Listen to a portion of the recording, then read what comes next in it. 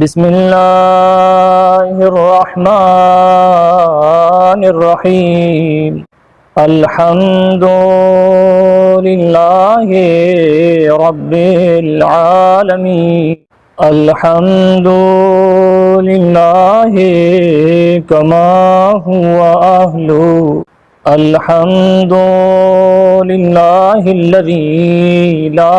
یہتک حجاب ولا یغلق باب ولا يرد سائل ولا يخيب آمل والصلاة والسلام على أشرف الأنبياء والمرسلين وعلى أهل بيته۔ انسان کا جو اعتبار ہے اور انسان کی جو ارزش ہے وہ اپنے بہترین اور نیک عمل کی وجہ سے ہے، لہٰذا کوئی زبان سے چاہے جتنے دعوے کرے، کوئی زبان سے چاہے جتنے ہی اپنے قصیدے پڑھے، کوئی زبان سے چاہے اپنی کتنی ہی تعریف کرے، لیکن اللہ کی نظروں میں، اس وحدہ لا شریک کی نظروں میں صرف اس کی اہمیت ہے اور اس کی عزت ہے کہ جو عمل کے اعتبار سے بہترین ہو۔ بہت سے لوگ اچھے عمل انجام دیتے ہیں لیکن اپنے اچھے عمل کو شرائط نہ ہونے کی وجہ سے یا ان عمل کے بعد کچھ کام کر لینے کی وجہ سے ان عمل کو خراب کر لیتے ہیں۔ لہٰذا جہاں عمل کو صحیح طرح سے انجام دینا ضروری ہے، اس سے زیادہ اس عمل کو محفوظ رکھنا ضروری ہے۔ قرآن مجید میں ارشاد ہوا لا تبطلوا صدقاتکم بالمن والاذی، اپنے صدقے کو، اپنی نیکیوں کو، اپنی خیرات کو، اپنے اعمال کو، لا تبطلوا صدقاتکم، اپنے صدقوں کو باطل نہ کر لیا کرو، بالمن والاذی، کس طرح سے؟ جتلانے کے ذریعے، کسی کو اذیت دیتے ہوئے اپنے اعمال کو خراب نہ کر لیا کرو۔ یعنی جہاں عمل کا انجام دینا ضروری ہے وہیں پر اس بات کا خیال رکھنا ضروری ہے کہ اگر ہم اپنی تعریف کرنا شروع کر دیں، عمل کرنے کے بعد اپنی بڑائی شروع کر دیں، کسی کی توہین کرنا شروع کر دیں، کسی کو اپنے عمل سے تکلیف دینا شروع کر دیں، کسی کو اپنے عمل سے نیچا دکھانا شروع کر دیں، کسی کو اپنے عمل کی وجہ سے اس کو سامنے تانے دینا شروع کر دیں، اس کو جتلانا شروع کر دیں اور اس کے سامنے اپنے قصیدے پڑھنا شروع کر دیں، تو اس طرح سے نیک عمل بھی ضائع اور برباد ہو جاتا ہے۔ لہٰذا ضرورت اس بات کی ہے کہ جب اچھا عمل انجام دیا جائے تو اس بات کا بہت خیال رکھا جائے کہ کہیں میرا یہ نیک عمل برباد نہ ہو جائے۔ لہٰذا کوئی اس بات پہ خوش نہ ہو کہ عمل اچھا انجام دے لیا ہے،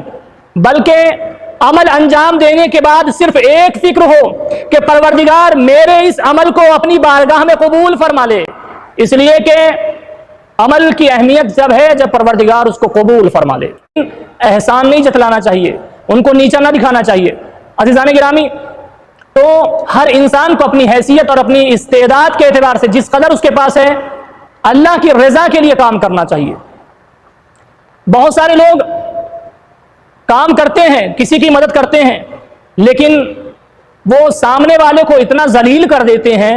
اس کی اتنی توہین کر دیتے ہیں کہ اس مدد کرنے کا پھر کوئی فائدہ نہیں رہتا۔ بہت ساری خواتین جس وقت جو ہے وہ شادیاں کر کے شوہروں کے گھر پہنچتی ہیں تو کبھی کبھی اپنے لائے ہوئے سامان پر، اپنی لائے ہوئی چیزوں پر احسان جتلاتی ہیں کہ جب میں تمہارے گھر میں آئی تھی تو تمہارے گھر میں تھا ہی کیا، جب میں تمہارے گھر میں آئی تھی تو تمہارا گھر بالکل خالی تھا،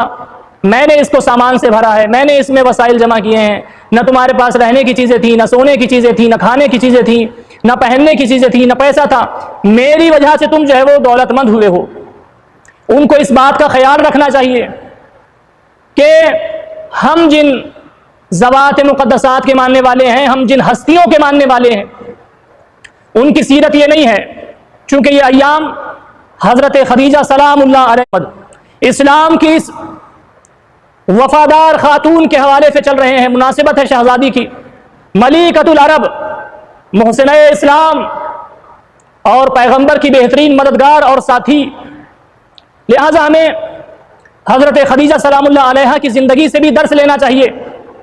آپ دیکھیں کہ شہزادی حضرت خدیجہ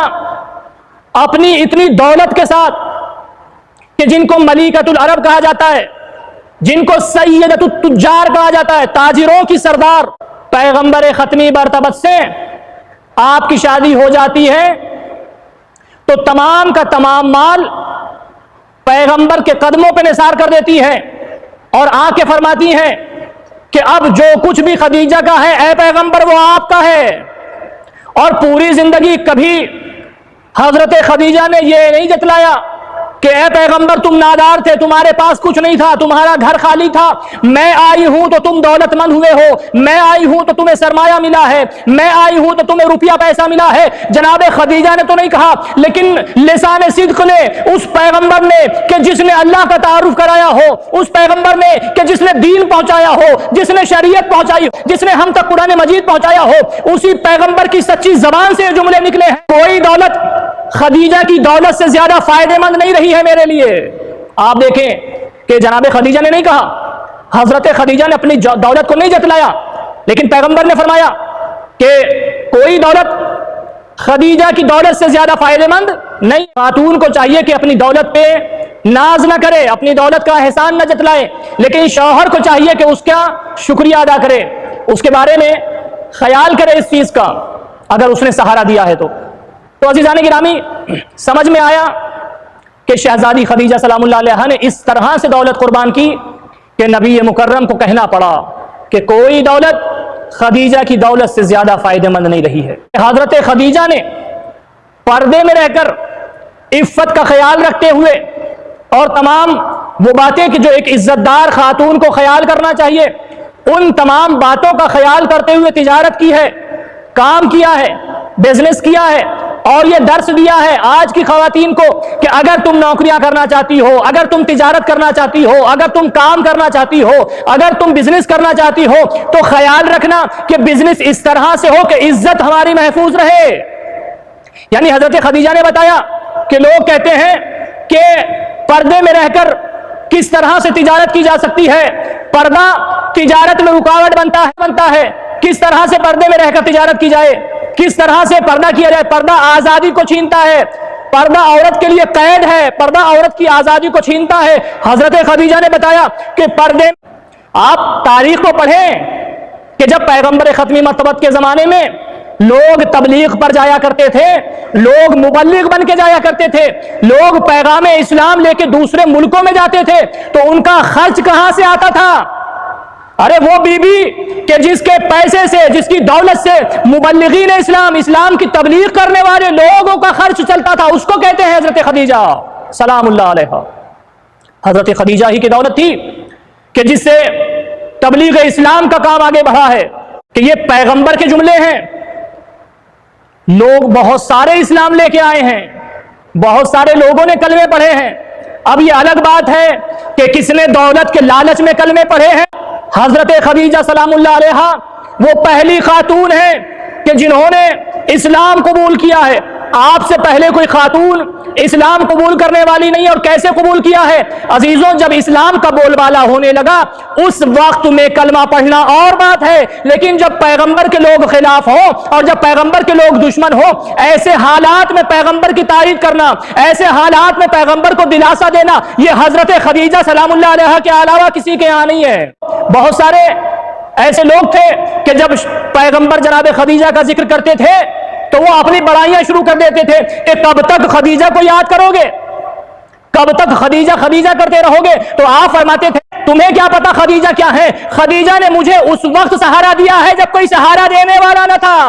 اس وقت تصدیق کی ہے جب کوئی تصدیق کرنے والا نہ تھا۔ خدیجہ نے میری رسالت کی اس وقت گواہی دی ہے کہ جب لوگ مجھے جھٹلا رہے تھے۔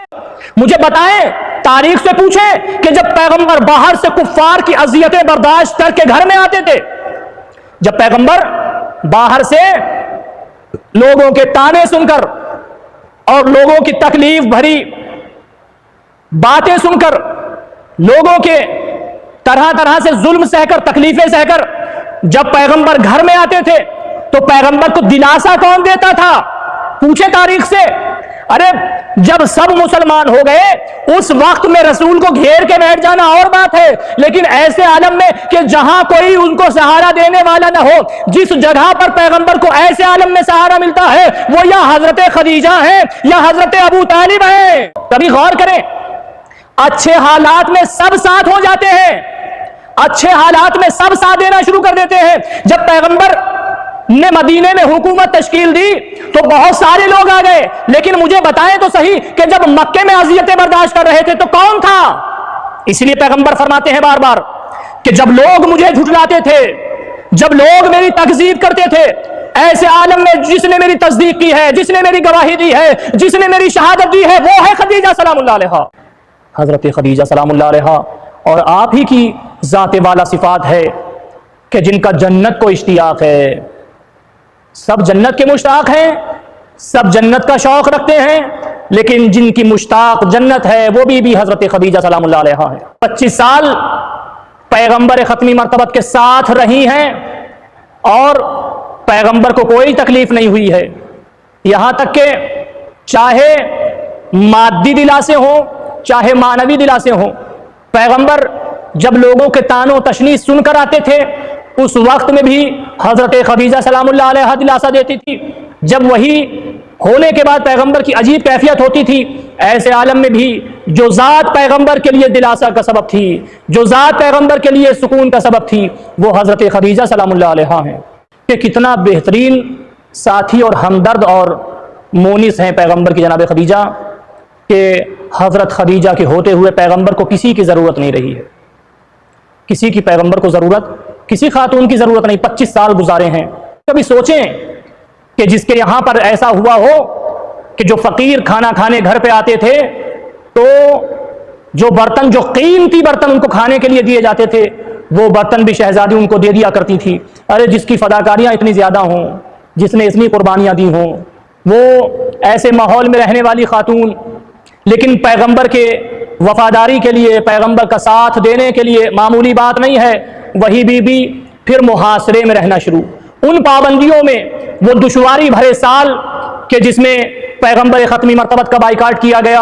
اور آپ کو طرح طرح سے اذیتیں اور تکلیفیں دی گئیں، بی بی اس میں رہیں، اتنی سختیوں میں رہیں، اور انہی سختیوں کی وجہ سے بی بی بہت زیادہ کمزور ہو گئیں۔ اسلام کی خاطر اسی بی بی نے طرح طرح کی تکلیفیں برداشت کی، لیکن کبھی اسلام سے کچھ مانگا نہیں۔ جس بی بی نے اتنی شاہانہ زندگی گزاری ہو، پیغمبر کے یہاں ایک سادہ زندگی گزار رہی ہے، لیکن کبھی بھی پیغمبر سے کوئی سوال نہیں کیا ہے بی بی نے۔ بی بی کی شہادت کا سبب یہ محاصرہ بنا ہے، یہ بندشیں بنی ہے۔ اس بی بی نے کچھ نہیں مانگا، ایک چیز آخر وقت میں مانگی ہے، اور وہ بھی حیا کی پیکر نے، اس صدف کوثر نے پیغمبر سے مستقیماً نہیں کہا، بلکہ حضرت زہرا سلام اللہ علیہا کو وسیلہ بنایا۔ کہا میری بیٹی اپنے بابا سے کہنا کہ میرے کفن کے لیے اپنا وہ لباس دے دیں کہ جس میں وہی نازل ہوا کرتی۔ یہ وہ خاتون ہے کہ جس کا پھر جنت سے پروردگار نے کفن بھیجا۔ اے پیغمبر، میری اس زہرا کا میرے بعد خیال رکھنا، میری اس زہرا کا خیال رکھنا، اس زہرا کو کوئی تکلیف نہ ہو، میرے بعد یہ بن ماں کے ہو جائے گی، اس کو اذیت نہ ہو۔ اللہ اکبر! ارے جس بی بی کے لیے حضرت خدیجہ نے وصیت کی ہو کہ اس کو تکلیف نہ پہنچے،